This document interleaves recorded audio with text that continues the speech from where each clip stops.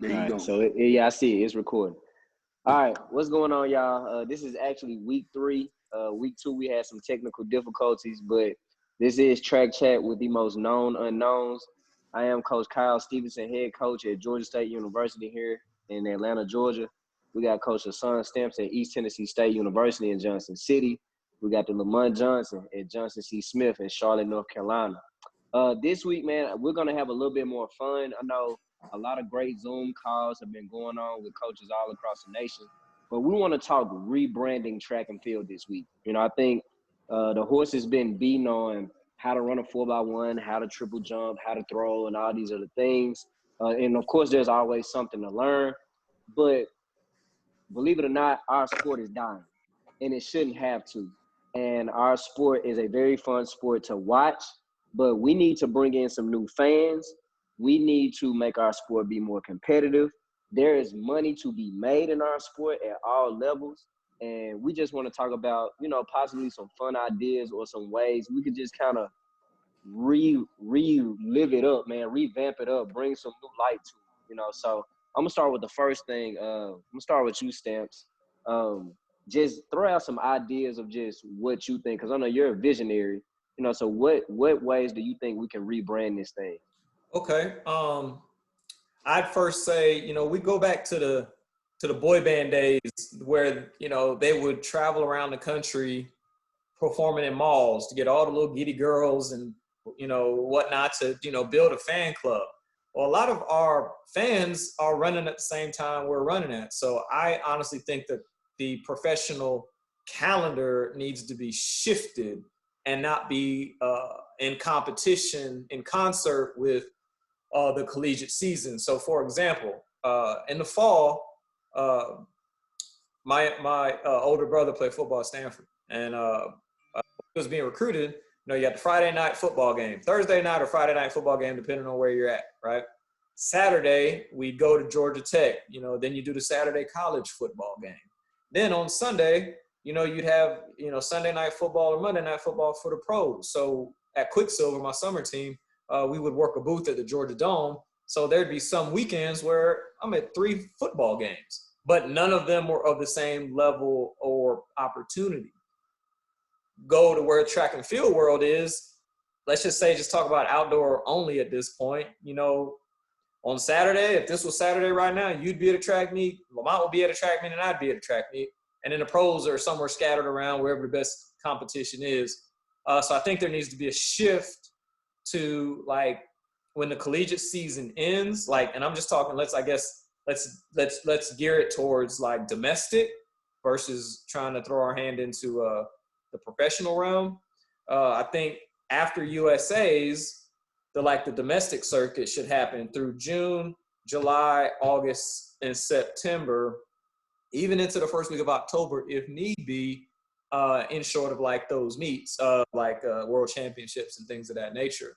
And I think we're missing a massive opportunity in building and branding our athletes by not having some sort of professional elite night. And I've pitched this to Coach O several times.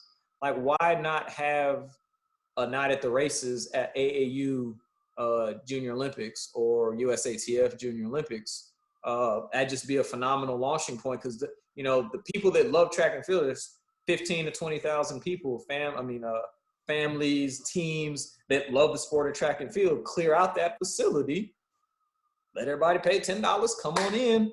Who's not going to come to a track meet of elite level status to have their moment to where they get to see their pros? So I would look at shifting of the schedule. So, those, you can go compete overseas all day long, but like domestically, we have to figure out something to where the actual people that will go to a track meet, myself, as an aspiring fan, it'd have to be when I'm free and available. And that's usually like August, September, early October. I like that idea, Stamps, especially, and I'm gonna keep it as simple as you make the sport look more professional, So of course we have the freedom and the luxury of Justin Gatlin can run, in the same heat of a top collegian, at a meet, but it waters down, in a sense, the professionalism, you know, or even a pro athlete in track and field. You know, so I like that idea because you create two separate entities. Now, of course, you know, hosting it, we can get into the ins and outs of what it would take to host me, because we know it would take a lot. And I mean, I know that, you know, Paul Doyle has made his attempts, you know, the American Track League and such. And I hope that things like that continue to surface and keep going, but that has to happen. And I agree with you 100%. You know, that Duke isn't playing, you know, even though there may be a collegiate basketball game going on the same day, but Duke and North Carolina isn't going to play at the same time as the Lakers and the Celtics. You know what I'm saying? So I definitely get you there. What you think, Mike? I'm gonna regurgitate what I heard from Coach Holloway and Chris Huffins in their little podcast. I'm gonna go backwards. Our championship, our world championship, need to be the last meet of the year. I also believe that the professional season does not need to intertwine with the collegiate season. It just doesn't. I think if you give the platform for college athletes to compete, especially in such a sport that is only cared about once every 4 years, I think it gives more exposure to college athletics. It's called athletics. Let's be real. Technically, it's not track and field. It's called athletics. I believe that the biggest issue that needs to be addressed is that we need to rebirth running clubs again. Where are the HSIs? Where are the Santa Monicas? Where are the Florida Clippers? Where are the Powerade ACs? Where are the Foot Locker ACs? Where are these prevalent track clubs that some of us remember coming up when we were younger? Where are they? You know what I'm saying? We have to put more emphasis in training groups. You know, if we're talking strictly about the professional ranks, we need to put more emphasis on these training groups where it can bring more excitement. I mean, think about it. You got think about how this would look. Racers come to the United States legitimately. Racers and MVP go up against Sprint Capital when they were around, HSI, and what was Brahman's club called down there in Florida? What Brahman's club in Mitchell's club? Think about the excitement Pure Athletics. Pure Athletics. You know what I'm saying? We need to put something in place for that to be, for that to be, you know, the thing, and there has to be some monumental financial gains behind that. The main reason why professional track and field is not doing what it's doing because there's no money involved. All the sponsors are pulling out because you got this dude getting busted, this chick getting busted, everybody getting like no one was gonna put the money in there, and then not to mention, you're gonna give Usain Bolt $450,000 to come to me. You're gonna give him 200, just 200 to make sure that he shows up. He's gonna get the rest when he gets there. Okay, what about the other 8 lanes? What about the other 10 events? You know what I'm saying? So what about that? So there has to be more. It has to be more monetary investment in track and field in order for this thing to come up off the ground, because we are still living by archaic rules. We're still living by archaic rules. True enough. So let's instead of I love that, and I definitely want to look out for the professional athletes. Let's even go back a little bit further. All right, and let's deal with collegiate athletics, because right now we're all college coaches, and there's some most known unknowns. So I don't necessarily have a Grant Holloway, you know what I'm saying, that came from the university and might still train with me or whatever.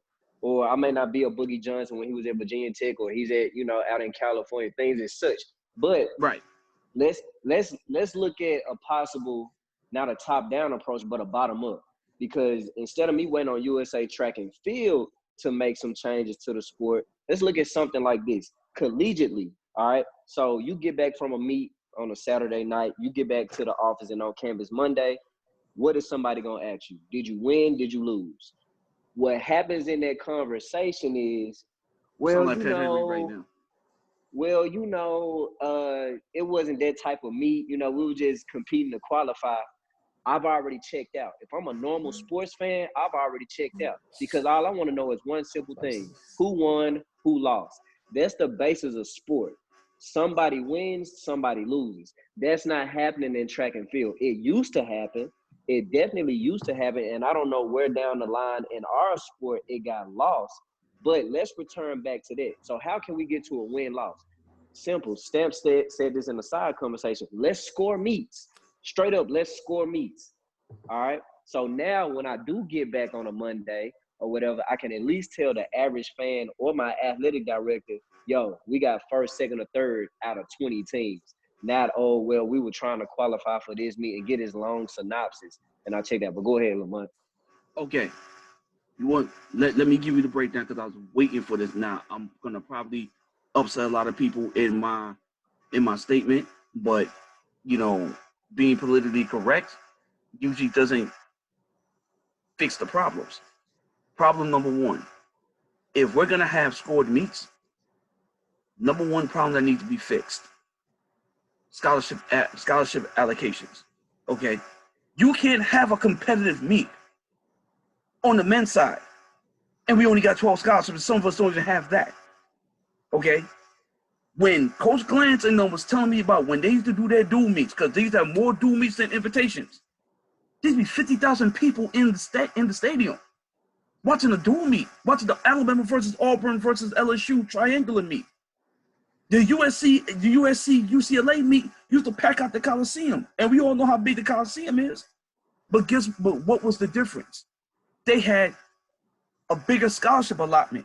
In order for us to be competitive, everybody has to be on the same playing field, okay? It can't be the state of Florida got the Hope Fund, the state of Texas got, if you went to junior college, you get this type of fund. California, you get this type of fund, but in Iowa, you can't get this. If we're going to be competitive, the playing field has to be level on all fronts. I see where you're going. I see where you're going, but I disagree. I disagree because we when Texas A&M was still in the Big 12, all right, and I was at Tennessee competing, and they had just gotten their indoor meet. They did a SEC versus Big 12 meet, but here's how they got us. At the time, we were still a fairly competitive team in the SEC, all right? But they gave us two other weak SEC teams that I won't mention. Y'all can go back and look at the results.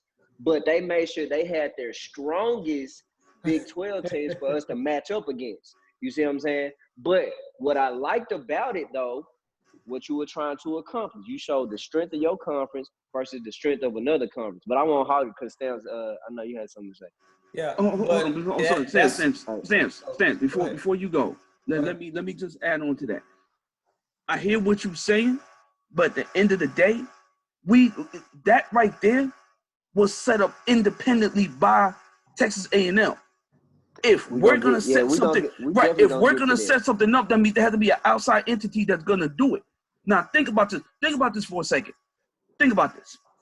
The last 4 women NCAA championships outdoors has came down to what? The 4x4. That young girl from USC has become a legend in all sports. I'm talking about everybody was tweeting her, talking about never give up, don't ever give up. Look at her, look what she did. I mean, she is an absolute walking motivation. Everybody from LeBron to KD to everybody was retweeting that run. She even won an ESPY off of that. But on the men's side, the meet's over about 100 meters. About 100, the meet's over.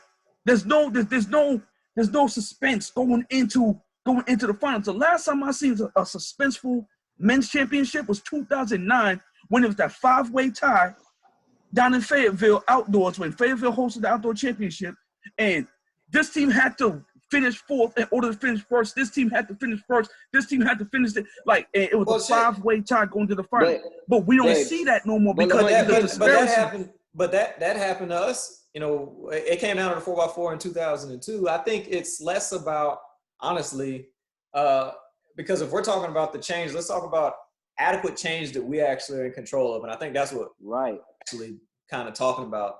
Legislation and objectives that are going to come down from the NCAA, which we know are next to not possible of happening. Let's leave that for just other conversations.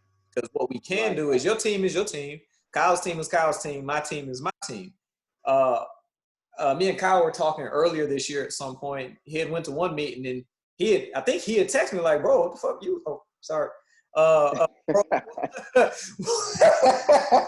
edited that out. Bro, what was going on in ETSU this past week? You know, and I was like, bro, we just, you know, we started to lay it down. He was like, man, you know, if we can, if your sprinters can bring that kind of game and Coach Lockhart's jumpers can bring that kind of game, I need to be up there. You know, so I think we got to, in everything that both of you guys have said, I think we take what it is our teams are and we go to battle with it and create. See, track and field, because the powers that be aren't creative in their own mind. Like, just, we'll take you through, because Kyle knows this. We'll take you through Saturday in Knoxville, right, in the fall. You know, if we're staying on campus, we probably went on Friday night, had a good time. If it's a 2 o'clock or 3 o'clock game, we'll roll out of bed around 10, 11, go get some food. Then we're going to tailgate. And me and Kyle are both in the greatest fraternity known to man, Kappa Alpha Psi. So you know it, Lamont. we had our little area that we had to tailgate, kick it, and hang out. So then we would do that. You know, let's just say from 1 o'clock to about 2:30. Then we walk over to the game. Then you got, within that, you got the sea of orange flooding into campus, the pageantry of the Vol Walk. You know, there's no pageantry of nuance meets other than pin relays. And we've all been fortunate enough to be the pin relays and the walk into their facility, standing in the paddock waiting as hundreds of heats are going. You know, I think, for a lack of better words, you don't walk into, even in Johnson City, right? You don't walk into a facility with this sense of purpose like those guys do walk into battle. And I know it's a one team versus another team, but we got to start creating like pageantry type of moments. Like when we talked about, I think this was that sidebar conversation me and Kyle was having, I'm going to pitch to my director of track and field the border battle. We have teams from Georgia come up, teams from South Carolina come up, teams from North Carolina, any state that touches C potentially. And when they come to the meet, any team that's in South Carolina, y'all are on that side of the dome. Any team that's from Georgia, y'all are on that side of the dome. And, you know, collectively, like the Big 12 SEC meet, or even we can break down the conferences, create some type of trophy. So it's a turf war, it's a battle. It's something like the Red River Rivalry or Alabama-Tennessee weekend. All these types of things where people look on the calendar, oh, that's this week, this meet this weekend. Like, we always are excited to go to Florida Relays because we know we're going to get decent weather and run really fast. Like, for the past 7 years I've been here, we've gotten our season's best, some of our all-time performances at the Florida Relays at that time of the year because of what that meet ultimately is. But that meet itself, there should be something, you know, special about it that, you know, isn't yet, you know, kind of crafted or created. And I think we lose out on creating the types of memories and experiences necessary. Like, okay, what meet in your, and Kyle too, because he's been, what meet that do you get to take your college kids to that is put up on a stage like New Balance Nationals for the high school kids? What meet, if any?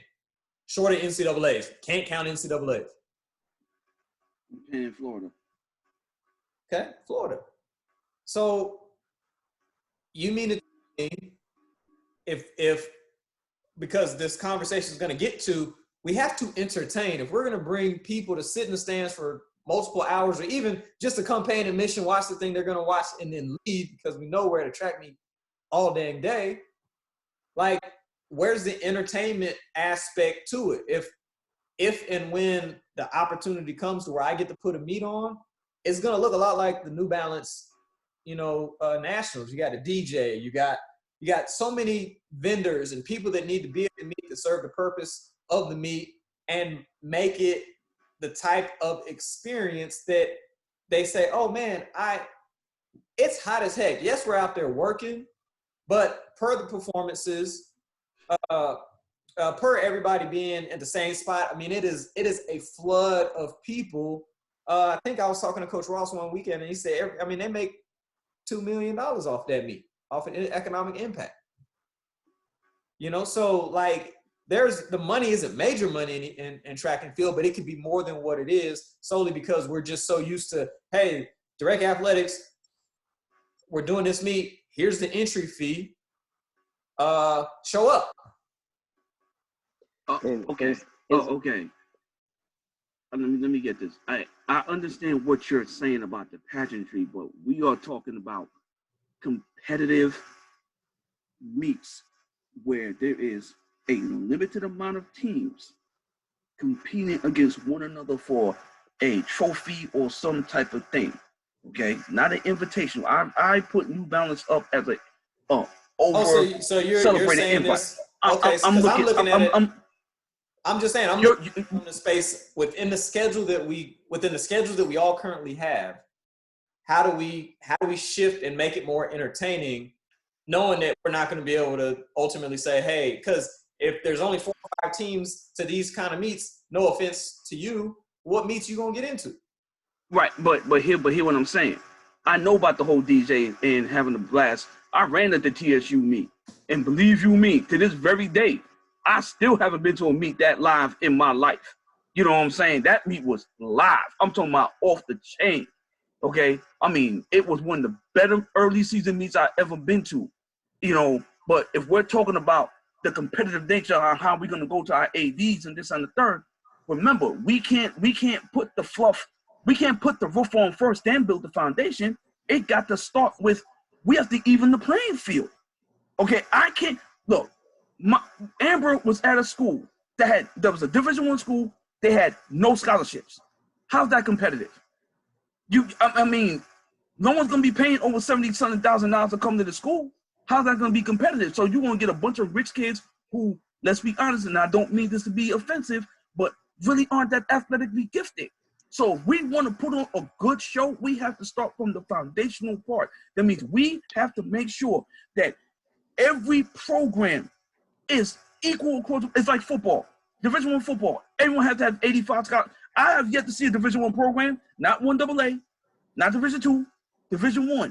I have yet to see a Division I program outside of being suspended or being on some kind of probation, not have 85 scholarships. I got this one. Let me jump in on that point right there.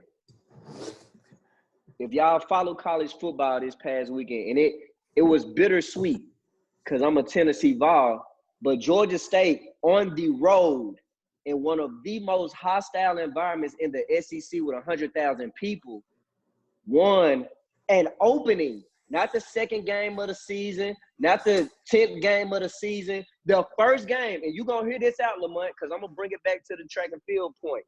Georgia State went on the road against an SEC team with 100,000 people in the stadium on the road, the first game of the season, coming off of summer training. And it wasn't a small marginal win. They owned that game start to finish. But what Stamps and I are trying to do, though, what Stamps and I, from a creative standpoint, I definitely understand leveling the playing field with whether it be, you know, the league rules, scholarships, this, that, and the third. But what we're saying is you don't get to pick the cards you dealt, but you get to play the hand with what the cards that you have. So I'm going to use you. I'm going to use Johnson C. Smith for an example, Lamont, because we don't have our own track and field facility here at Georgia State. All right, this we don't have. But to just throw out an idea, and I'm only going to use catchphrases just to throw out an idea. Imagine if you had an HBCU meet with a North Carolina A&T, one of the best track and field programs in the country, versus a PWI meet, or an HBCU meet versus the SEC meet. Like, those are just ideas. So what we're saying is, when you take the battle of the borders, imagine you take the state of Georgia. If you took Georgia State, Kennesaw State, UGA, and we were able to compete against University of Memphis, University of Tennessee, Vandy, and the East Tennessee State, you know what I'm saying? Or you go to South Carolina and you got the University of South Carolina, Clemson. You know, so those are the type of things like that can be created. But it's like why we – yeah, go ahead, Sam. Well, I was going to say, I just want to interject just real quick and then go back to Kyle. Like, every college, I think when we got these little small little meets, it should be a battle. You know, there should be a Tennessee, you know, who owns Tennessee meet, and it can go. Memphis can host it one year, Tennessee, Vandy, ETSU, and then you know that all the schools in Tennessee go there for like their open rust buster, you know, dust the dirt off. Right. Or so like, all right, let's deal with the HBCUs. CIAA tournament be lit, right? So what if you take those HBCU track and field programs? One year, everybody got to come down to Johnson C. Smith. Another year, everybody got to go up to DC. Another year, everybody got to go to A&T. Like, these are just ideas we want to throw out there, because even though we're not the Power 5 powers that can be, what you can do with the resources that you have, you can definitely create something to make our sport competitive in that level. It's just like, I wish that if money was no issue, I wish that every school in the country had its own facility. Because if we were going to create from a competitive standpoint in your own conference, I would say create a travel schedule, all right, to where you had to compete at different venues within your conference. No different than going on the road to play basketball or softball, baseball, or whatever. And it rotates that schedule. So what we're trying to do is just throw out ideas to really streamline and make our sport look more as individualistic as it is, but trying to add that team component. How can we do that? I hear what you're saying, but once again, okay, in the CIAA, you know who got the biggest scholarship allotments? Us and St. Aug. How is that going to be a fair fight between us and Shaw? And I know what Shaw don't have. You see what I'm saying? Because, like. Hold up. So how is it a fair fight that Dwayne Ross got some of the fastest runners in the country, but he not spending $7 million in travel like a LSU? Okay, but no. You talking about travel, scholarship allotment? No, but we're talking about stuff that's out of your control. Move past that part. I'm talking straight resources. That's the beauty of our sport. That is the beautiful thing of our sport. And we got to move away from that part. We got to move away from my resources. It's like I just said, I don't have a track. Kennesaw State does. UGA does. But that does not stop my competitive edge of trying to do what I can with my resources to be just as good as UGA or Georgia Tech, you know, or whomever else. So, but right. we gotta move away from that part. Because that's not in nobody's control. I mean, just look at him. You was a football guy and then came to run track your outdoor year and became a really good track guy. Kyle was a walk-on and became a scholarship guy within his first year. So that when he showed up, nobody was checking, you know, for him like that. And then all of a sudden, whatever it is. So if we can't control what our scholarship allotments, remember, if you go to your AD right now and be like, hey, I want to be fully funded on each side, everybody probably gets shot down, more or less. So we can't control that. Let's just table that part and bring in the ideas of the types of things we can do or how we could create a situation that makes the meet. Like, I was about to say something to somebody today. I saw somebody post something on social media that, you know, Dan and Mad Penn Relays ain't, you know, get to go off this year. And like he had said, man, this might be telling on who it is, but he was like, never did I think as a coach I'd have 4 teams make the Championship of America final in the relays at the Penn Relays. And I was like, well, when he was there, like the SEC stopped coming because SEC Relays is now the same weekend of Penn Relays. So I slightly was like, the reason that's never happened is because that's just never happened. And so, right. You know, it's one of those things to where let's start to build up. Like you said, you got to build up. You can't build a house from the roof down. So what would you do having your facility? I throw this to you, Lamont. Hold up, Stamps. So, because I don't want to lose this point. So with that, and I think this is going to tie into that, the University of Houston did it this year indoor, and we took our team there. They created a G5, a group of 5 Super 22 invitation. And it was a very competitive meet. So you had group of 5, you had schools from the group of 5 conferences in the NCAA and the Super 22. And it was just all of it, but it was a very solid invitational. And the vision, and Coach Burrell told us at convention, their vision is this. We don't always have to run. I ain't got to go run the Florida Relays, or I ain't got to go run to this place to slap this name on it, or I ain't got to go pay $1,000 for a meet entry fee. When I got the facility, all I got to do, let me figure out a way to create it myself. Or if we look at Penn Relays, which has been a weekend that is dying and is now a weekend that's up for grabs in April every single year, you, Lamont, you got a phenomenal facility. We'll come to Charlotte.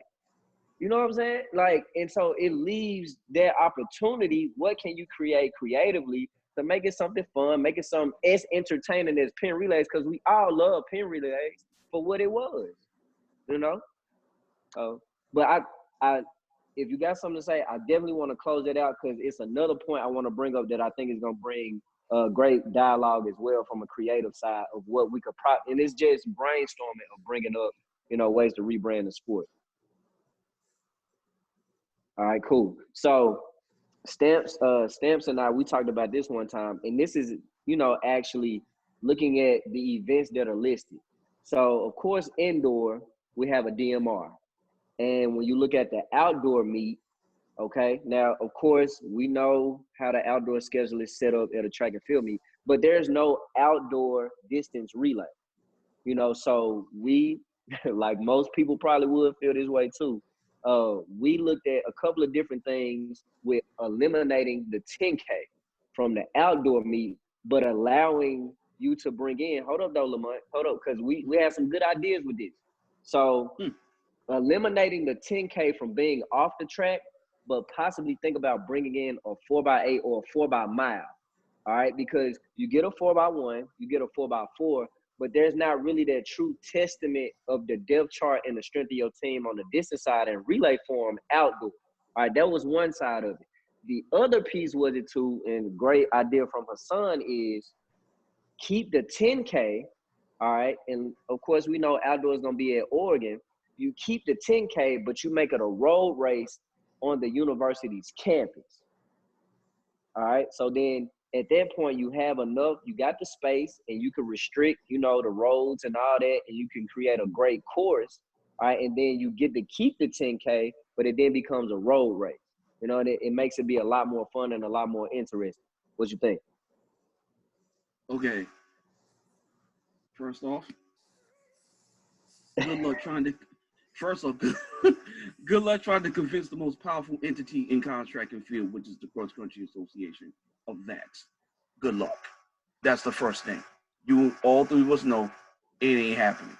But just to entertain it, do I think they need to be another distance racing league? Yeah. Do I understand why there's not one? Yeah, I kind of understand why there isn't one. I mean, you know, you got guys that's running. I don't consider the 800 distance. I consider that a sprint now. You got the 15, steeplechase, 5K, 10K. Remind you, until this thing go back to Oregon, which it should be, remember, I now know it's going to be in rotation. That bad boy's going to be down there in hot Austin, Texas. You're asking for distance runners who, most part, if they run the 10K, most of the 10K guys, they're not going to drop down to the DMR. It's going to be mostly your mileage and your half and whatever the case may be. I like the idea, but I don't see where it's going to fit in the dynamics of the meet. You know what I'm saying? Because I'm just saying how distance coaches think. Look, I work for Joe Franklin. I know I have an idea how he thinks. He ain't going for it. And the reason why the DMR is inside, let's be for real, you know, they don't run a 4x1 inside or a 4x2. And once upon a time, there used to be the 4x4, the 4x8, and the DMR at indoor nationals. But the distance coaches pulled that out and say, no, we're only gonna do the two events. Why? Because for the most part, they want to mimic the IWF meet type formats. And that makes sense. But as a track fan though, Lamont, as a track fan, because I know you are a track fan, all right? Right. Are you going to get your popcorn during the 10K? Or would you already have your Skittles and your popcorn ready if you think that 4x8 or that 4x mile about to go off? Well, Uh-oh. the politically correct. Are we talking about Lamont, the head coach, or Lamont, the fan? No, Lamont, a track fan. Because Okay, we talking about you the like fan. many track. You like many track fans. If we're talking about Lamont, the fan, okay. If I know all 8 teams in that 4x8 final, and I know you look at all 8 teams and the slowest man per team is like 149, and you know everybody else is 147, 140. Hell yeah, yes, because now it's competitive. I'm gonna want to see it.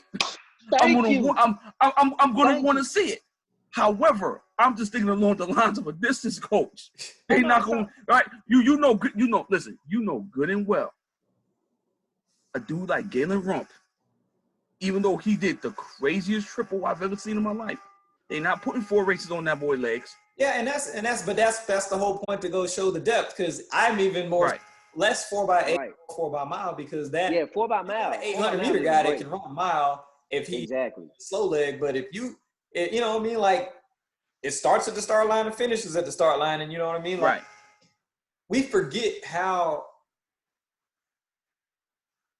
awesome the Penn Relays is, and if for a national championship of a relay meet, it's that meet. And you know, I think NCAA track and field missed handily an opportunity. I even thought about this when I was the year we went crazy, man. My last year, we won the 4x1, the 4x2, the shuttle hurdle relay, and the sprint medley, I believe. And we just, you know, we had a great meet. And I was like, Coach, so we I think like USA Track and Field, you know, that year we were #1 relay team. So, but that was just a report through Track and Field News. Why didn't the NCAA, through the help of Penn Relays, like they do USA versus the world, why not Championship America be the NCAA relay championships or whatever? Just something in the frame of that to know that we were the national champions of blah. So essentially, Lamont, like what we're trying to do is exactly this. It's not that we're trying to completely blow up the system, but you take something like Penn Relays, you see something that gets people going, it gets people excited, it gives people something to look forward to every single year. I've even seen you post it on your IG. You know, maybe we'll go here next year, maybe we'll go there. It's those things that the answers are like right there in our face. So when people are asking, like, why is our sport dying? Why is it this? Why are people not participating in the sport? Like, why are football players not deciding to run track and vice versa? Like, why are we? It's those things like that right there. Whereas I can tell you right now. Well, no, but I'm just from an excitement standpoint. You see what I'm saying? Right. Like, I can tell you right now. I know that they run the Open 100 at Penn Relays, but I don't remember that from Penn Relays. I remember the relays is going. Exactly. You know, but it's not to say that the relay should overtake the open races. But in our sport, we got some answers right here in our face. All we trying to do is brainstorm and bring to light so the people that possibly could make those changes, we want to at least put the thought in their head to say, you know what, just maybe this could work, you know? And so that's what we're really trying to get accomplished here. I think, and I also think, and I know y'all gonna hate what I'm about to say, but I also think that administration got to get behind these sports too. Like, think about this for a second. Way before the IAAF even thought about doing this, you know how many times I fantasized about those entrances that they do at the World Championships? Can you imagine that Iowa does it at their meet for the 4x4? Imagine you in a venue and the lights drop and all of a sudden you doing the individual, or you have the opening, you get the pyrotechnics. I know Sun Angel used to do that, like for the long jump.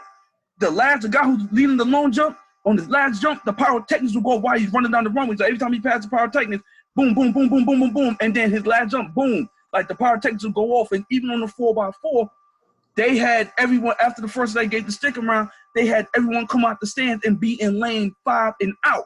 And there was and they will be away from the finish line, but they'll be down the last 100, 120 meters, and they cheering on everybody this and the third. You know, so, you know, I think that is a part that we can control. But I honestly think that, like you said, if we're gonna do something with the pageantry, imagine you have you play their school alma mater song or whatever the case may be, and you have them introduce and have like a doorway they come out of, some a main thing, whatever the case may be, they come out of it, and then they do their poses, whatever the case, and then I think that right there will get more asses in the seats. And yes, I said asses. I'm gonna say it again. I said asses. Okay, That's all right. Right. You're gonna get more people, and now it's an intrigue, and now all of a sudden you're gonna start seeing visual promotion. That's another thing. Visual promotion. Think about it. ESPN will pump up Georgia Southern versus Winthrop Tuesday night. Okay, so can you imagine the #1 track and field program in the history of women's track and field, LSU, goes up against the upstart North Carolina A&T at Greensboro or in Baton Rouge? Like, right. We have to like I said, there's things that we don't promote the sport with any aspect. Yeah, it's that, that's why we're having this conversation. Right. Exactly. Powers that be, and I have a really good connection with Mike Horn. This is possibly something that we might be able to get on the docket if travel and all stuff resumes come convention. We might be able to get a roundtable about the branding of track and field, and it'd be us three up there talking about these types of things, because ultimately what's happening is we're putting on these events. Nobody else is promoting it. They don't see the value. And I did a little feasibility study 3 years ago where, I kind of figured out that we were the 4th largest grossing program in our athletic department.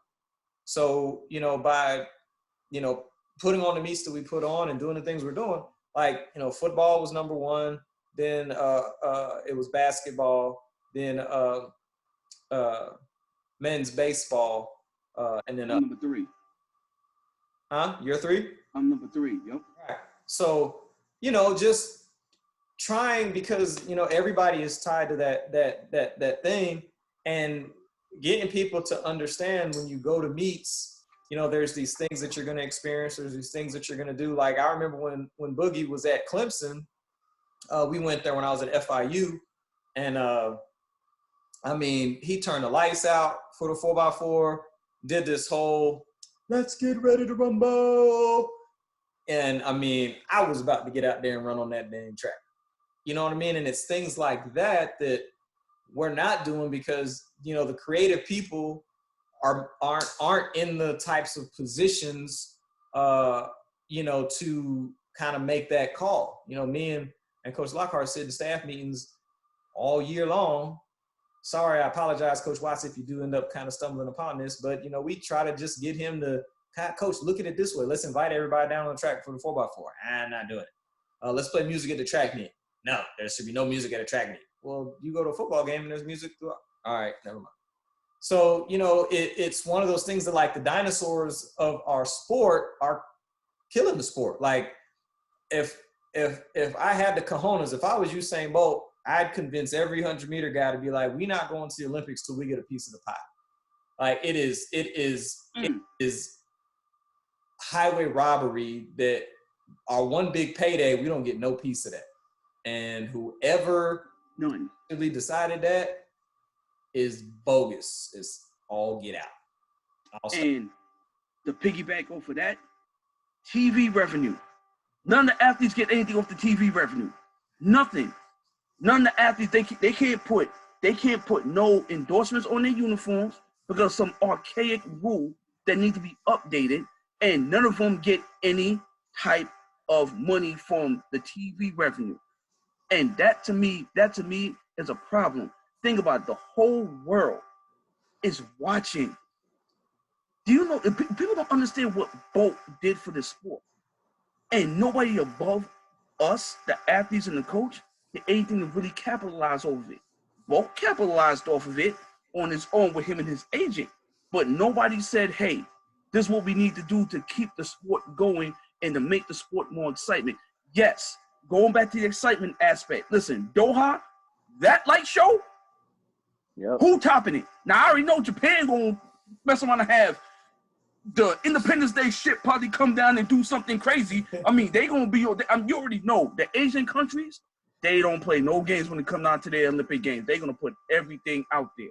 So I know for a fact that that was probably the best spectacle in track and field. So going back to the thing that everybody was talking, even the casual fan was like, "Yo, you see what they did with the stadium? The names was going around, and it got, you know, it was dope." So that is something that we have to do. But guess what? Admins have to be on our side. We can only do so much. You know, at the end of the day, okay. And I'm gonna drop something on y'all. In 2010, Nick Saban, when I was at Alabama, Nick Saban got a $375,000 camera. You know the camera that they have on Monday Night Football that kind of goes over the field? He bought one of those and put in the practice facility. Case closed. And nobody said no. That wasn't a donation. That wasn't a gift. Case closed. You cannot expect our sport to prosper and then complain that we're taking the money, but you're not giving us anything for us to raise the money. To get the butts in the seat and start charging the missions. I disagree. I disagree, Lamont. Okay. Here's why. All your money, how far is the track from your house? From where I'm staying, I'm about 15, 20 minutes. All your money is 20 minutes away, bro. It's there. We have done a very poor job monetizing our sport. And one thing that myself and Kyle, I think, through our relationship and us just becoming really cool is, you know, you don't even have to say anything anymore. We look at something, we hear something, it's like, well, how can we benefit off of it? How can we turn this into something that just, even if it's $100 more, it's $100 more. I'll give you a perfect example. We were having a staff meeting this year, and our throws coach was complaining that the shot put circle was warped, and we need a new shot put circle. We don't have no money, you know. Coach Watts' response was, "How much does it cost, Coach Sanchez?" $1,500. We don't have $1,500 in the budget to buy a new shot put circle at this point. I'm like, all right. So immediately in my mind, I'm like, I'm not finna go into my account and give him $1,500. I said, but, me and Coach Lockhart go to Go Burrito, our little favorite burrito spot every Wednesday. I said, I wonder if, hold on, I sent a text message. I started this little youth club, Johnson City Speed Freaks. And, you know, we've not had any purposeful means to like pay for dome time. And, you know, Coach Watts, you know, allows us to, you know, use the facility and whatnot. And I just reached out to all the parents. I was like, hey guys, you know, who would like to be a sponsor of an event, you know, or an event in kind, because it had to be an in-kind donation, not a sponsor, because that gets the external ops, you know, folks involved. So a gift, an in-kind gift of $100. Bro, in about 30 minutes time, I had $1,100. So a week before the first home meet, I said, hey coach. And then I threw in like $200 to get it to $1,500. I said, go get your shot put circle. And he was like,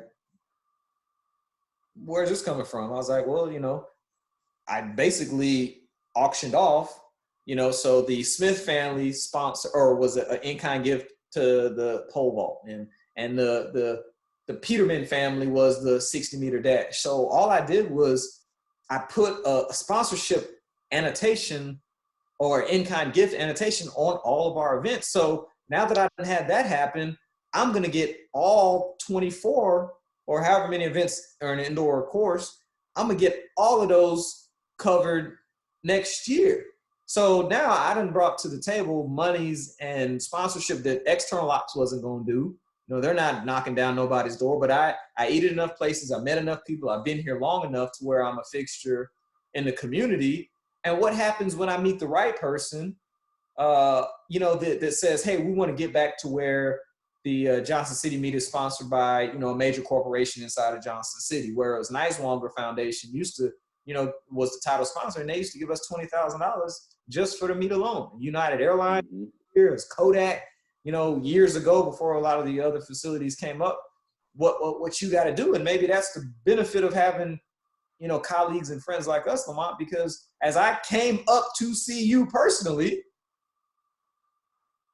we can talk all day long about the scholarship invitational and how poignant that would be right now. Like, look, in the Corona time, and there's all these kids that don't have an opportunity. If your next conversation isn't, hey, can we pull off a meet in July if the states, give us the proper guidelines? I know you had thrown something out there about something in June. I remember, you have something potentially on, but now with the Olympics moving, it's still what I'm saying?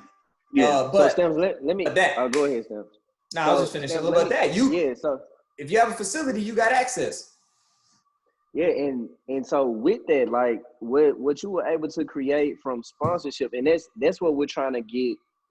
We're trying to get more people in the country to think creatively, because what we gotta stop doing, we gotta stop bitching as track coaches about what we don't have, what we don't get, and really show our value. And because now what's about to happen, programs are definitely about to start furloughing employees. You know what I'm saying? And so what can we do, or what are you not doing, or what could we do to like add more value and show value to our sport? And I'm gonna use this piece right here, and I hope somebody in Georgia watches this video. Didi Trotter and Hazel Clark, and Hazel Clark don't even live in the States, last summer put on a track camp.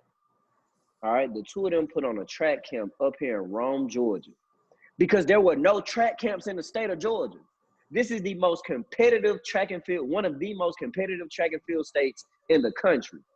On the youth level, it is huge. And you mean to tell me there ain't no track camps going on? Well, I can't host a track camp simply because I don't have a facility. But Lord knows, had I had one, or if I get one in the near future, hands down, that is income for my program. All right? So go ahead, Lamont. You do know that we're all doing that, all right? I raised $25,000 between August and November. That's not made up. I am telling you what we did, okay? But you have to also remember that with every left hand that's doing most of the work, sometimes the right hand's gonna want some left-handed help, okay? And that's my point. I understand we want to do this up. We want to be. It's not us bitching. It's just the way it is. Like, it'd be nice if I come to the table and say, yo, my ADA, listen, man, I just raised $30,000, but I want to put this meet on. Can you match that? I shouldn't have to sit and be like this. Where no. But you don't have to. You gotta go because to your AD. You gotta go to your AD, and I don't your need AD nothing. number tell you two things: either that, or your AD gonna tell you yes or no. So that's the bitching part I'm talking about. So you gotta go to your AD, be like, I got 30,000. Can you match it? Okay, you can't match it. I'm gonna go get the other 30. You know? Okay, but listen, we know that. I know that part. But what I'm saying to you is this, okay? Everyone is not gonna have the same stuff that I do, no matter how much. Listen, we can sit and say we could try and do all this stuff. The reality of the matter is, we could do all that fundraising. Believe me, I was at 3 schools where we had to do all that fundraising. I know what it takes, okay? I know the grind that it takes. And you know what? I was lucky enough at 2 of those 3 places. The people that was above us say, you know what? We're going to help them out. We'll take on the rest. That's that. And like I said, the thing about it is that I don't want to raise all the money and then have to burn through all the money and not have nothing left to go into next year to build upon. You see what I'm saying? That's my point. So like we're gonna rob Peter to pay Paul?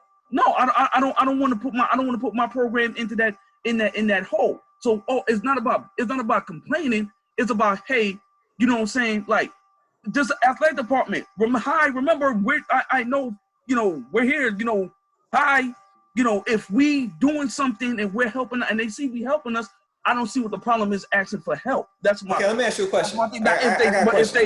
If they say no, hold on. If they say no, we can't do it because, we got to build a barbershop in the football facility. Oh, okay.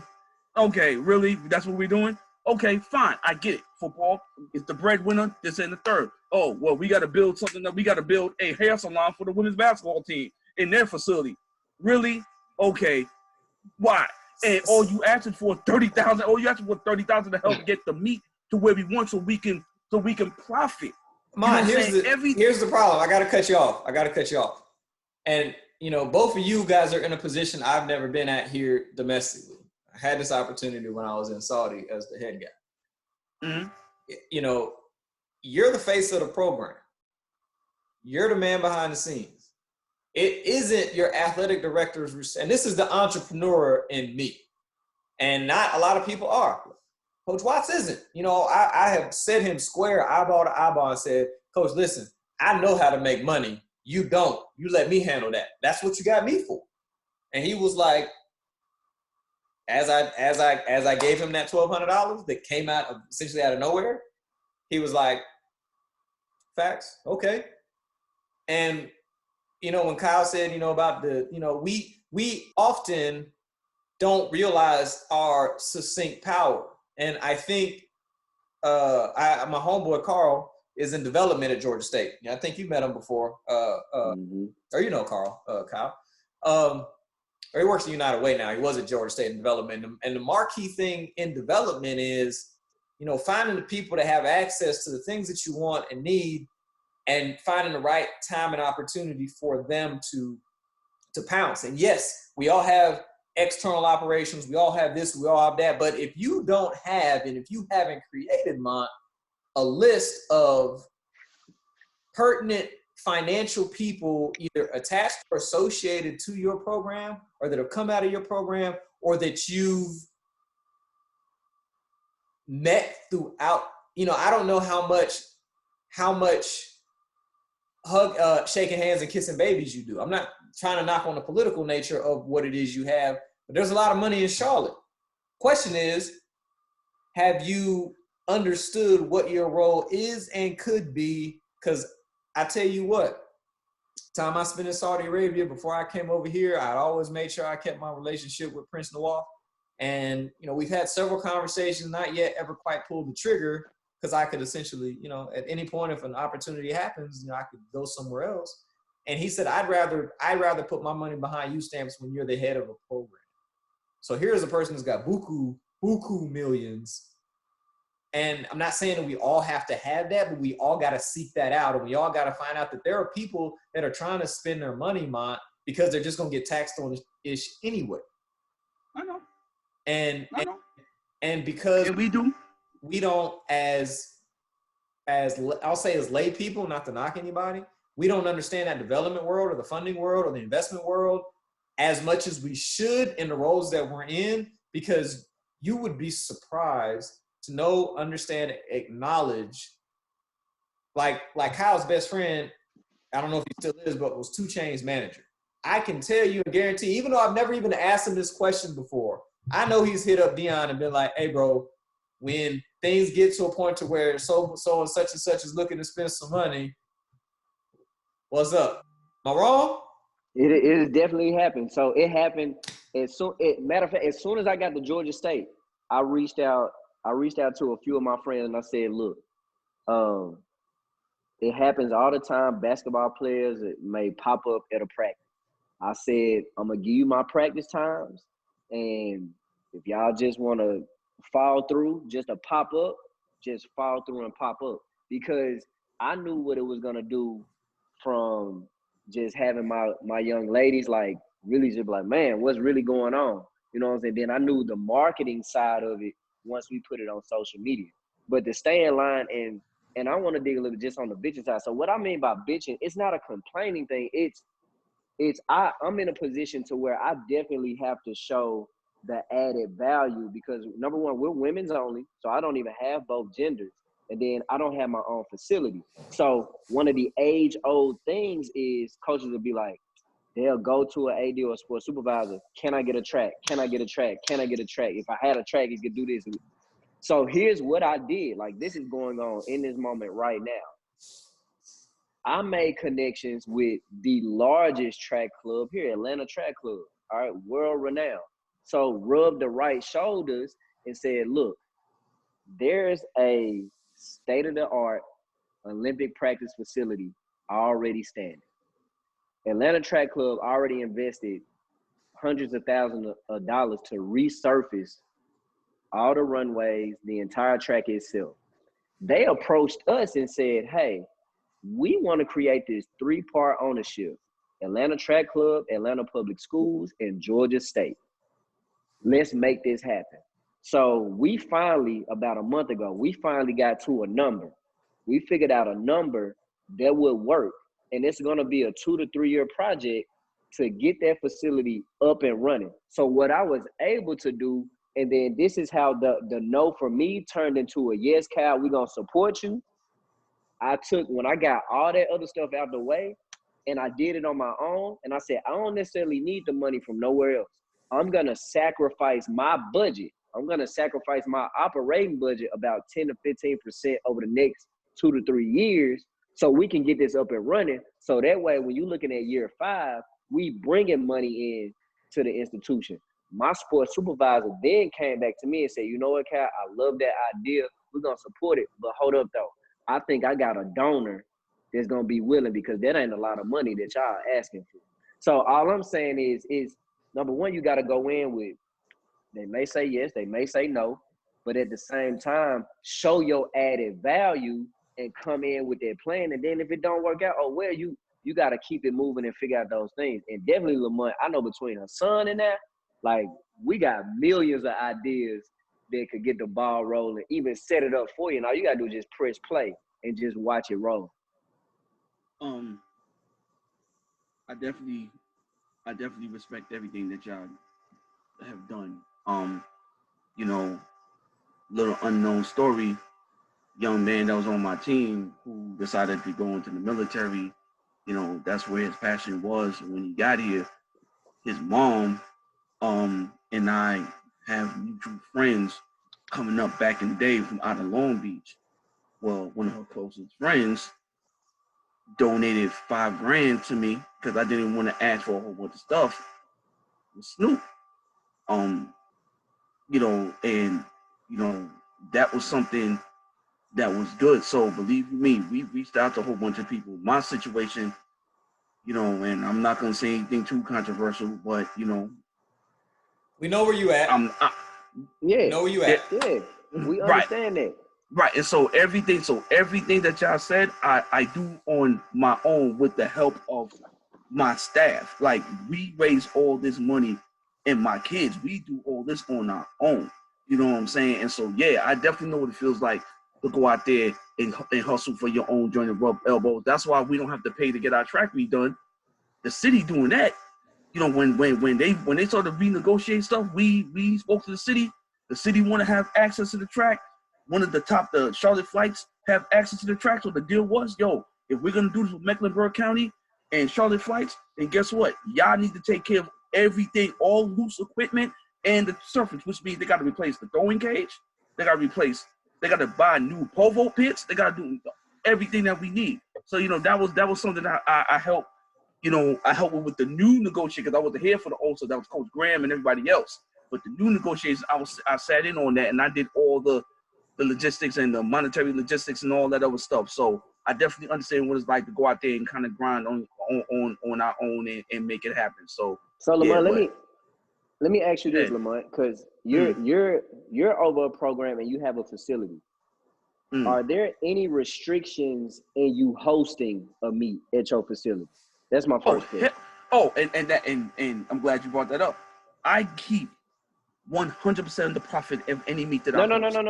No. I'm just saying, like, are there any so if you didn't want to you're talking about like facility wise? Like, if you wanted to host a home meet every weekend in April, could you do that? Yes, I would have to watch the numbers though. I would have to watch it because we don't have I'm just saying, do you have the I'm saying facility. When I say watch the numbers, that's what I'm saying. Facility wise, we don't have no real warm up area. No, but he's just saying if you want to have a meet, you have a meet. Yes or no? I'm saying if this weekend, if you wanted to put a meet on May 3rd, Sunday, May 3rd, could you do that? Yes. I could put one meet on because the officials in the area, they go back for us in Charlotte. No. All I'm asking. But I can't just give you that type of answer because I'm telling you it's not legit. No. Because you know what I'm saying? No, my question is like this. I'll use East Tennessee State. If sight unseen, if their indoor facility didn't have like football turf in it, you know what I'm saying, and it didn't host graduation and all the other stuff, all I'm saying is if you wanted to go to your AD and say, hey, I want our, for three weekends in April, I want to have a home meet. Like, I'm just saying, do you have the freedom to just, say you want to host a home meet? That's my first. Like, if you didn't have to worry about officials or nothing, could you just say, I want to have a home meet? Fall, you could say, hey, I'm looking to do 4 meets. I mean, he will green light me having a home meet. Okay, that's all. Okay, so all right, so we start there, and all I'm trying to do is now bring in all the stuff like we've been talking about this whole discussion. Like, if somebody like you, because there are other people out there like you. And this is what Leroy and Carl them are doing down in Houston. They got a facility. And they like, you know what? The money and the competition, we could bring it right here. So I would love, like, resources limited or not, I would love to be in the situation that you in. But what we trying to get you is like, yo, let's make it, I want to make it happen for you. You know what I'm saying? Because you basically have it. You at the top of the chain because you the head. You got the facility. Let's do a test run. You see what I'm saying? Like, the last weekend of April, and I'm not sure how it lines up with your competitive schedule, but I'm just using it for an example. The last weekend of April, which is Penn Relays weekend, is wide open, straight up, because all the big schools pulled out. I know every single year because we had to go to Johnson City one year at Science Hill. You know what I'm saying? Last year we went to UGA, but that weekend is always up for grabs. So if we were sitting here, we really trying to put together something and test it out, that's a perfect time to say, you know what? I'm going to put this on my schedule right now. I'm going to try to get a commitment from 8 to 10 teams. You know what I'm saying? All right. Stamps might try to help you to get somebody to sponsor the 100, sponsor the 400 hurdles, sponsor the triple jump. Then we come in, you say you. Yeah, we got that. We already got that in play. I mean, the reality over here, we already got that in play. Yeah, and that's all we trying to get more people to think just like that, because now in 2 years' time, let's say that meet jump. You know what I'm saying? Now everybody trying to come to Johnson C. Smith. You know what I'm saying? The last weekend in April, it ain't no question. I got it circled on my calendar.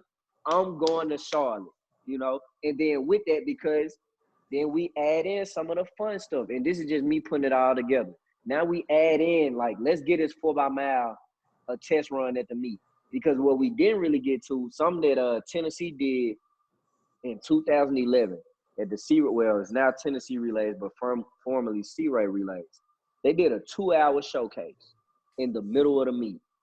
Best thing I've ever seen for any meet that's going on all day long. So between the hours of 12 and 2, all right, at the Tennessee Relays, they did a 2-hour showcase. They had everything that everybody wanted to see, all right? They ran the mile, they ran the 8, they ran the 4x1, they ran the 200, they ran the 100, they threw shot, and they had long jump in that 2-hour showcase. You know what I'm saying? So that was just one of those things that I'm going to hold true to me, because whenever I can get a place to host meets, I'm going to try to formulate something to look something like that. So it's just one of those many creative things. Like, we have the freedom. See, what basketball can't do is going to always be 4 quarters or 2 halves. What football is going to do is going to always be 4 quarters. With track and field, though, if we wanted to have a full relay meet, we could. If we wanted to mix some things up, we could. We have the luxury and the freedom to make things so much more interesting. So instead of us sitting up bitching and questioning, like, why are things dying? What about my job? Why aren't people coming to meets? Why are people leaving at this time? The answer's right in front of us. Drake Relays in front of us. Mount Sac in front of us. Texas Relays in front of us. Penn Relays in front of us. Doha is in front of us. But what can we do if we can't put on a light show, though? What can we do on a smaller scale to make our collegiate athletes feel larger than life, or make our pro athletes, when they come to a meet, feel larger than life? Is there going to be a fight song? You know what I'm saying? Is there just gonna be an introduction, like whatever it may be, or if whoever wins the race, then we play the fight song, whatever it may be. Is it gonna come into we contact a Lance Brumman and we start to create, yo, I want your camp to come to my meet, go against this camp, and we create some rivalries, or we doing a border. You know what I'm saying? Like that's what we got to get to. And I know the politics side does come on a pro level where this person ain't gonna race this person because they don't want to get beat, they don't want to get exposed. But sport is sport. And our sport is about that right there. It's the best person on that day. I don't care if your stomach was hurting, you had the boo-boo, or you had the flu or whatever. But it's lane. If lane 1, if you win out of lane 1, or if you win out of lane 6, you know, that's the beautiful thing. You know, so and that's what I enjoy about having these type of conversations, man. Like, we gotta modernize the sport in a bad way. I mean, eventually coaches are gonna retire. And I hope to be around a really, really long time. So it's just, in order to keep this thing going, we got to be a little bit lenient. We got to learn from the past. We got to keep things that are working, but we got to add some things in to make it better and keep it interesting. Mm-hmm. Yeah, I mean, you know, it's as simple as having things in place and executing them. I think, Kyle, you were here for the scholarship invitation we had. We had like, 20 or 30 showed up. So it's things like that understanding what our access point is. You know, North Carolina is a much better track state than Tennessee is. Charlotte is a much better traveling destination than Johnson City is. And knowing that, there are meets and things and ideas. When I was coaching in Saudi, we were doing our camp in Mannheim, Germany. And I went to Brussels to this meeting at Liège. And, it was a cool atmosphere. You had parents there, man. You had beer being served. At that point I was 32, 33. I had never been to a track meet as a fan and been able to have a beer. Right. And now that they've relaxed those standards at basketball games and football games and stuff like that, we're missing out, on, like, we're not, and the entire, kind of charge of the conversation is we're not aging up with what technology is. We're not, even have the types of commentators that, like, are color commentators. Like, some are ex-athletes, but like we all know, Dwight Phillips would be in a much better position, I believe, and I'm just using him as an example, to be a color commentator of a track meet just because he's naturally funny. You know what I'm saying? He's a good-looking guy, and, like, he's an Olympian, and I think has medaled in the Olympics, has been a world champion, but yet, we got Sonia Richards, who is boring. No disrespect to her, but, You think so? Huh? You said you think you the first person out here to say that, so that's why. I think she's just like that legs by yourself, bro. You on that legs. You on your legs by yourself on that one. I don't think she boring.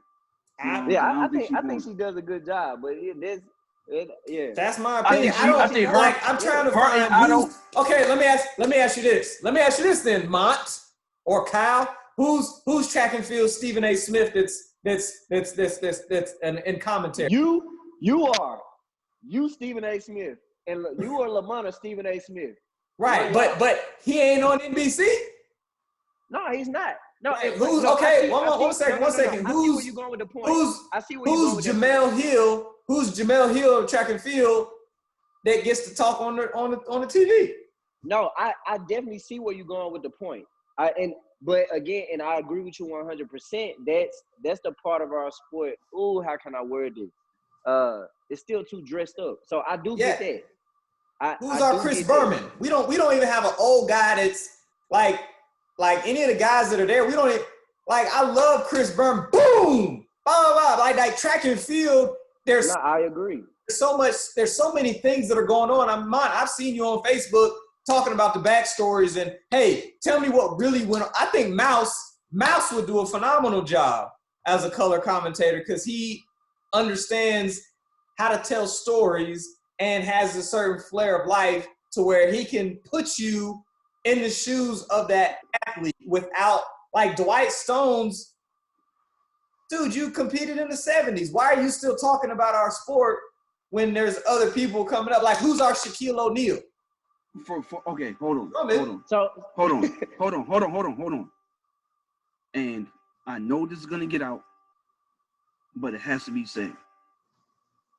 The ESPN, you all need to make sure you check the White Stones and some of the stuff that he says on those color commentaries. Oh, he checked me.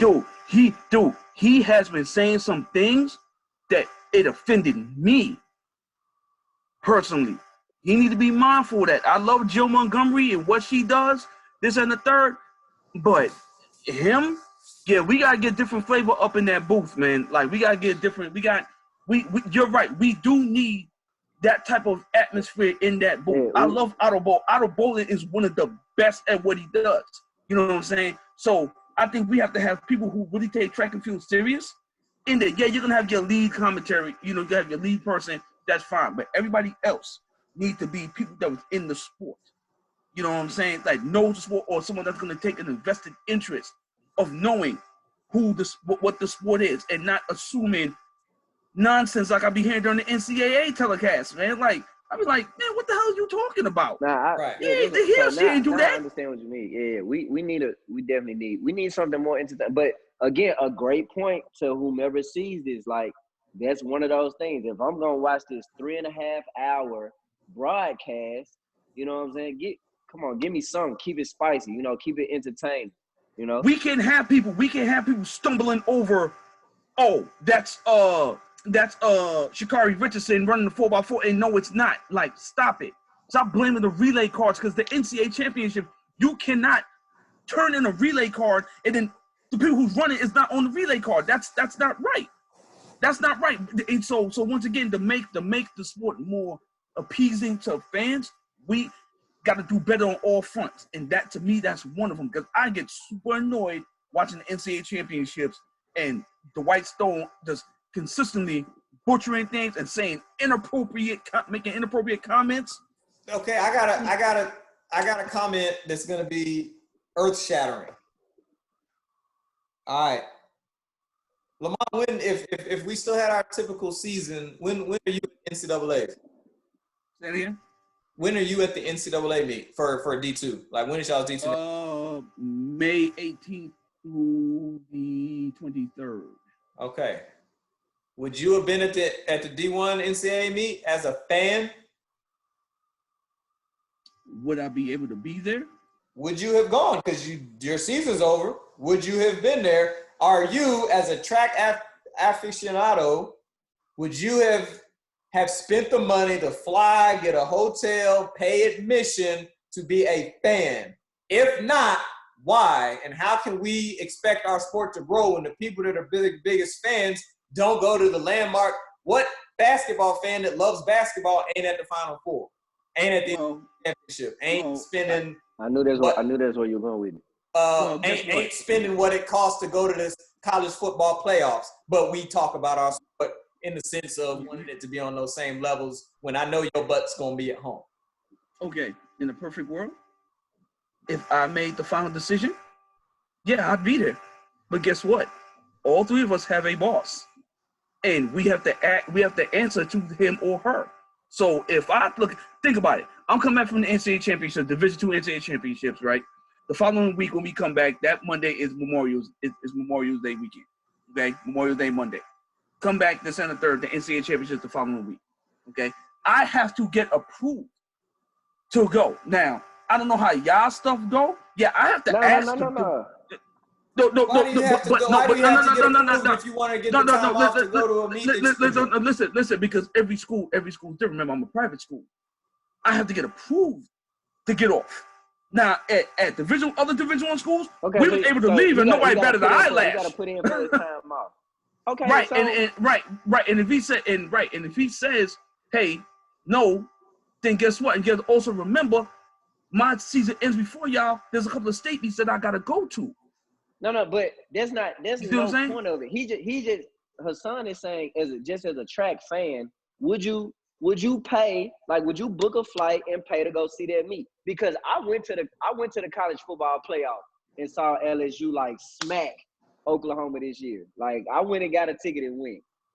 You know what I'm saying? How much was that ticket? Fan. Too much. How much was it? Too much. Where was that game held? Where was that game held? It was in Georgia. It was in Atlanta. So I caught it at the last minute and it was $150. Okay, I would pay that. Okay. But that's just part of, again, that's why I said it's kind of a little counterculture or whatever. But like, it was a standing room only ticket. Damn. What? God. But I'm saying, like, but as a football fan and one to go to the best thing in college football, I get that. And you there, and you know what? Listen. In the perfect world, and like I said, y'all looking at it from a fan perspective, but we have to talk about things in reality. But now he acted as a fan. Okay, now in a fantasy world, and I wasn't where I'm at, I wasn't in the position that I'm in. Hell yeah, I'll be there. You think I don't want to go to that damn Roman Coliseum that they building up there in Eugene? You think I don't want to be up in there? I want to go. I just want to go to be in there. Just I would love to be there. Stamps, absolutely. I want to hear your answer. Stamps, I want to hear your answer. Would you, if you didn't have an athlete there, so you going as a fan, would you pay to go? I'd honestly, at this current state and time, short of asking that question, no, I wouldn't, because I hadn't ever paid to go in previous years unless I had an athlete there. So you're part of the issue. A large part of that is, I think, at the crux of what this conversation has led to, and we have been, like, I remember asking Coach Watts, when he goes to national championships, because he's been 50 freaking years, he's like, "You ready to go?" "I'm here, man. Like, I'm officially at the meet. I don't want to leave, Coach. Like, I'm going to stay." "Well, I'm going back to the hotel. I've seen one. I've seen them all. Blah, blah, blah, blah, blah. I'm tired." And I feel like in all honesty, it would make more sense, because basketball does it, and I didn't ever think about it till right now. Basketball coincides the Final Four with their basketball coaching convention. And so coaches from all across the country descend upon where the Final Four is within their convention process packet. They get to go to like one of the games or whatever. And then, national championship, they stay there like 3 or 4 days after to do their thing. And it's the summer. We could essentially do it. And I know that's, a whole nother thing, but it's like, and now that we're having the dynamics of this conversation, I almost feel compelled to, going forward, make an inroads to go for 2 reasons. One, I am a fan of the sport. I still enjoy watching it, and the national championships is the best track meet on domestic soil you're going to see, bar none. So I think we all need to collectively, if you get permission, Lamont, you should be able to come. But like, we should all collectively, from this conversation going forward, engage, enact, and motivate our fan side to be at the meet. The first reason is for the fan side to support the meet and show that we're putting our money where our mouth is. 2, we all know what the benefits are of being at that meet and how you get seen or who you get to rub shoulders with or conversations with. And I know that might be part of the reason your private school might not want you to go, because, at the end of the day, they know you, this is a springboard to something else. You're not no lifer. And certain entities would say, well, why are you going to the NCAA championships? Because so many people that have been in the sport long enough know that's for a large leg up. Like, I was in the coach's suite last time I was there with Kyra. I saw so many like soft interviews in the coaches eating a coach's hospitality. I was like, dang, this person is this school and they're talking on, and inherently they got a position open, and just these moving and the shaking and all that kind of stuff. So I mean, it isn't everything gets a waste. I know in 2004 when I was leaving, or before I left Cal State LA, the Olympic trials in Sacramento. I went there. I was dating Hylise at the time. She made her Olympic team, and Coach Vince and I were just talking and whatnot. And I had been at Cal State LA for 2 years, had some success. I had talked to Coach Kitchens he was at UTEP at the time, and I obviously didn't get the job, but we were talking about Coach Vince put me in contact with Kitchens, and we had about 15-20 minute conversation about things, and that was just that. And then I went back to Cal State LA, and the story goes where it went. So I think there's just a lot of multiple scenarios that could happen. But I just wanted to ask from a track standpoint, because I don't think we as the avid track fans that want to see the sport change, I don't think we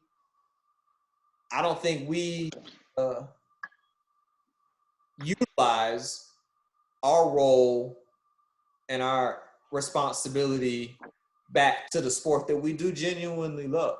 Because if we don't, I used to say, and I say that in this conversation right now, which if I ain't got nobody in the meet, I ain't trying to go. I'm mad that I ain't got nobody at the meet. Whereas I'm a fan, I'm gonna be watching it on TV anyway.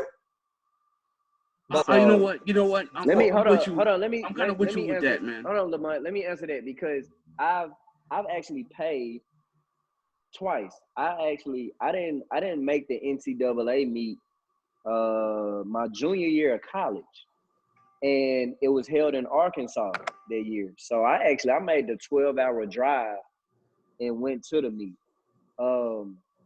At that young of an age, it was fun to go and be a spectator, because I was able to see drama that wouldn't be caught on TV.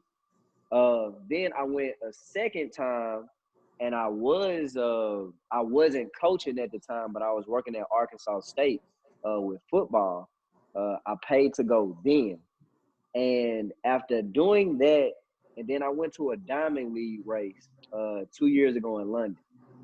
After going to that Diamond League race and seeing how it was put on and being able to be a fan, right now, unless the experience outside of that stadium in Oregon being beautiful, I wouldn't pay to go as a fan. I wouldn't book a trip to go to Eugene to just watch the meet. And that's just me personally, and it's simply from the production and the entertainment factor that I got to experience in London.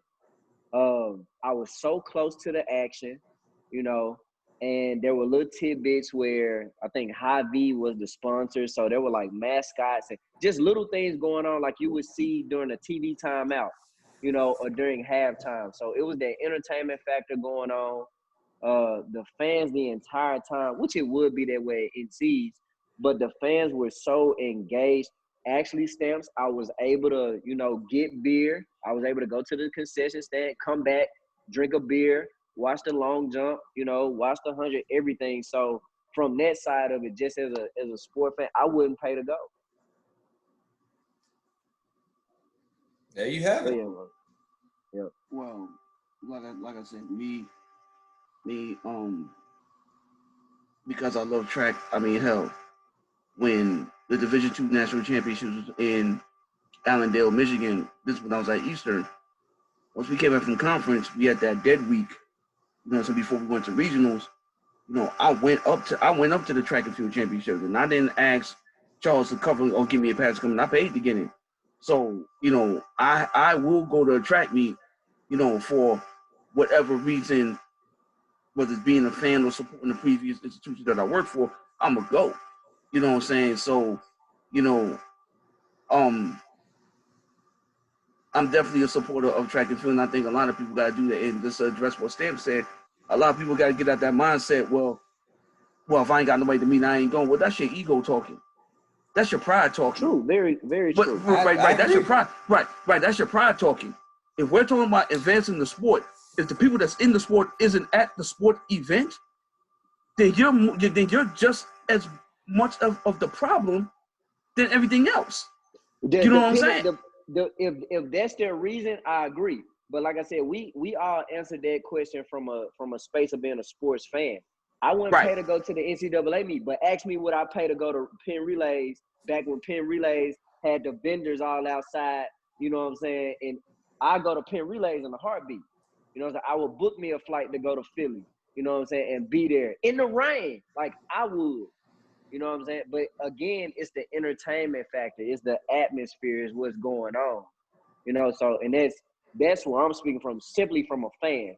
From a side of I think as a coach, I think any and all of us, you're gonna have that space. You don't necessarily want to be there because you like either I was that close to having somebody at the meet, but just from simply supporting Division I athletes, yeah, I would go for that capacity. From simply a fan, though, I'm not entertained, you know. So I'm sorry, and maybe I'm spoiled because I'm here in Atlanta.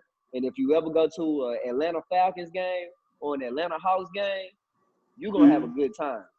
You're gonna have a real good time, you know, at our venue. Even the Atlanta United game is a good time. Atlanta United game is on another level, and I don't watch soccer, but I went to the Atlanta United game last year when they were in the playoffs. Best time I've ever had in Mercedes-Benz. You know, like great, but again, I had a good time. You know, really, really good time. So, and that's me. That's the fan side speaking.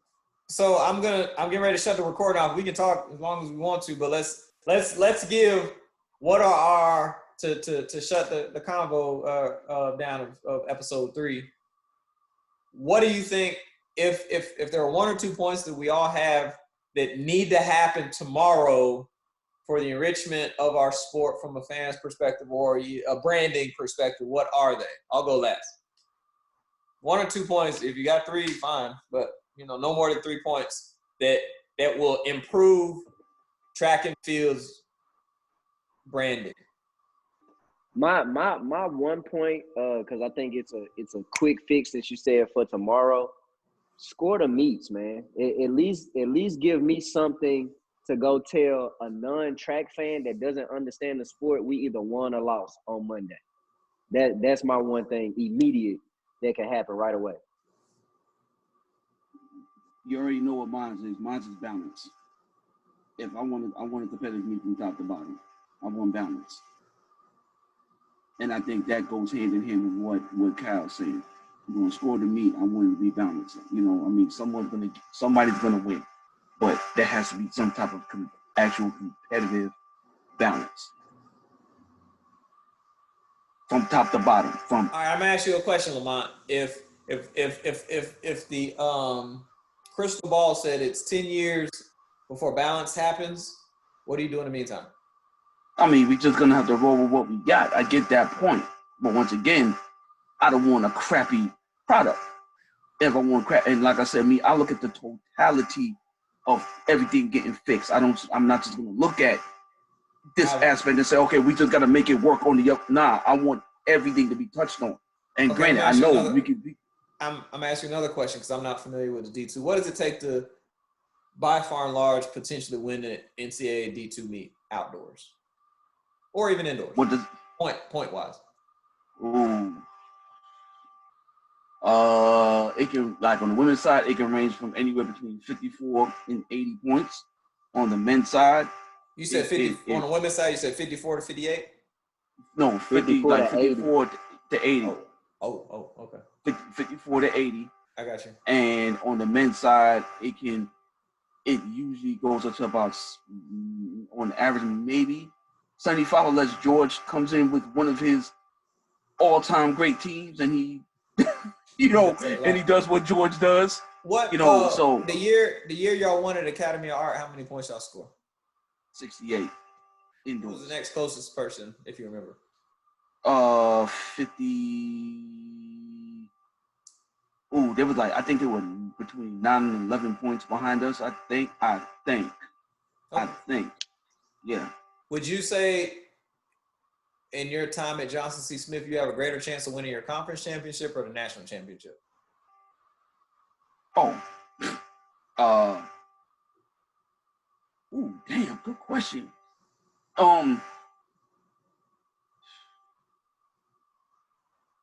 Nationals, because there's certain areas that we don't have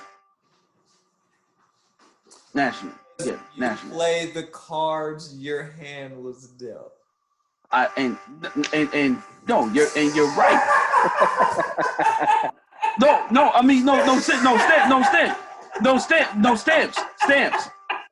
stamps. You're talking from a coach's perspective, though, Stamps. If you're talking from a fan from a reality perspective, dude. Listen, Stamps, listen to me. Listen, I'm not disagreeing with you, but what I'm looking at, if you're looking from the fans' perspective, that's what y'all talking about. If that's what you're talking about, no. Okay. Lamont, listen, my friend, listen. What I'm talking about is the stuff that we can control and the stuff we can't control. You're no different than 90% of the NCAA Division I programs in the Power 5 that are fully funded. When I was at 305, y'all know what that means. When I was at 305, we got a greater chance of placing higher nationally than we are within the conference. And so her goal, zeal, and zest was, let's worry less about the the conference championships and more about the NCAA championships. And guess what? We were like 4th in the conference, but then we're 5th at the NCAA. And her AD, or I guess our AD at the time, was like, dang, you guys have a top 5 team, but you were 4th in the conference. I'd much rather, we talking about administrators and whatnot, they'd much rather swing their collective chest or pound their collective chest about how their program finishes nationally versus conference-wise. And I'm just saying, you're lucky because the conference. You know my saying, the conference meet get your pink slips. I ain't never seen nobody get fired for not winning nationals. I've seen people get fired for not placing well in conference though. I hear you, and I think that's all relative. But again, I was just trying to kind of state a point because again, I think right. If I'm hoping for in ETS, you ain't even fully funded on the women's side. If I'm ever hoping, we're fully funded if we keep our kids in state. But we're not at Georgia. We're not in Georgia. We're not in North Carolina. We're not in Florida. So we can't just live off of kids inside the state. You could. You genuinely could. Like, you've changed the scope and space of what Johnson Smith is. I've seen the kids you guys have signed. Y'all getting into Virginia, Texas, all over. Where if you was able to get, the kids inside, I know, a lot of the reasons kids in the state of North Carolina, they don't want to, come to Johnson C. Smith. And they don't want to stay in the state. So, it is what it is. But one thing I would do is I'm gonna say it's a mix of what you said. But I say instead of balance of all of our monies becoming the same, I say balance in people understanding that the best performances come out of competition. And if we can create the types of meets and experiences that a kid wants to be on their A game, like I knew I wasn't messing around a week or 2 outside of Penn Relays. I was like, man, I'm taking my butt to sleep. I ain't going out. Y'all don't talk to me about nothing. Like, I was locked in to go do well at Penn Relays. And I think if we find more meets that put a kid in that space and that mindset to have a type of experience to where, like, I think we went to a few years back when I was at SIUE, we did a dual meet between us and SEMO, Southeastern Missouri, when sprint coach is he's at Maryland now, but he was at Memphis before Miles came. He was the white dude that when Miles left, they got the job at Memphis. And, it was a great meet. And we're like, wow, we never did this before. It's just folks never really thought about it. So they were an hour and a half away. We went down there, competed. It came down to the 4x4. We got to put ourselves in a position to be vulnerable. And I think coaches have such bravados and don't want to take no L's till they have to. People don't really go head up as much as they used to anymore. I'll tell you a great story, Lamont, and you'll love this. And I'm going to actually post something on my Facebook page tonight because I'd like to see what the fallout could potentially be. It was either my freshman or sophomore year, and I really think it was my sophomore year. South Carolina had a really good 4x1, and Florida had a really good 4x1. And it was a C-Ray relays. I'm pretty sure we were third or fourth. But Mouse and Coach Fry, chest to chest bumping at the intramural fields at Tennessee. Take the L, Mouse. I really, or Curtis, I can't remember who won. I got to go back and look at the results. But it was so close. One of them lost, and I mean, the guys was pumping their fists, and they was in each other's face. And then Mouse and Coach Fry got into it, man. And they were in the middle of the intramural fields where our warm-up area was. Take the L, whoever. Take the L, take the L. And whoever, I mean, and they were chest to chest bumping each other. Like, you just don't see that, you know? And I don't think that happens a lot anymore because now that South Carolina's got their amazing facility, they don't go many places. You know, and, you know, just we got to get back to where, you know, the great thing about football and basketball is you got to see these people. You got to see if Georgia has Georgia Tech at the end of the year every year, you're going to be chomping at the bit. Those Georgia Tech 9 times out of 10 is going to have a way worse record than Georgia is, but they're trying to mess up their chances. And the Georgia Tech-Georgia game is always close. It's always close. Yep. Because it's about pride. Exactly. It's about your flag. It's about the pageantry of defending your turf. You from Georgia, you from Georgia Tech, I don't like you. Still don't like nobody from Arkansas. And I ain't competed for Tennessee in forever. Or LSU. I love Mona Lee. It's like my little sister. And every time she posts something, I'll be like, if you weren't just the coolest little individual in the world, I'd hate you because you went to LSU. And that's just how there's been this shift because the world is smaller and you got social media and like everybody's freaking cool with each other. And that still irritates me. Like I really had knockdown, drag out conversations with my event groups and my kids and the groups or the individuals I coach. Like, why are y'all just all talking to every damn body during the track meet? I don't get it. How are you just laughing, hee, ha, ha, and like the meet ain't over? I had friends that were in other teams, but the meet was over. I ain't never kick it with nobody during a track meet. When did it stop being about competitiveness? In a football game, this team, if Clemson and Alabama, if those guys had a friend on either or team, because like I think football does a really good job of like those guys, even if they lose, you can see a lot of smiling, hugging. Hey man, it was like once the battle is over, like cool. But they're on their side, we're on our side. How no different than, I mean, track and field is a social sport as is, but like folks just be like hanging out at track meets. That irritates me. Why don't you ask the people who still allow cell phones at a competition? I mean, it's all tied into one. You know, I don't like the kiki and Eva. Like I jumped in my team's rear end about this same thing that you're talking about. I'm taking the recording off. Anybody else got anything to say on the Brandon? Oh, nah. I think we covered all bases. Episode 3. And we'll stay on because I'm sure we got some more to talk about. Stop recording.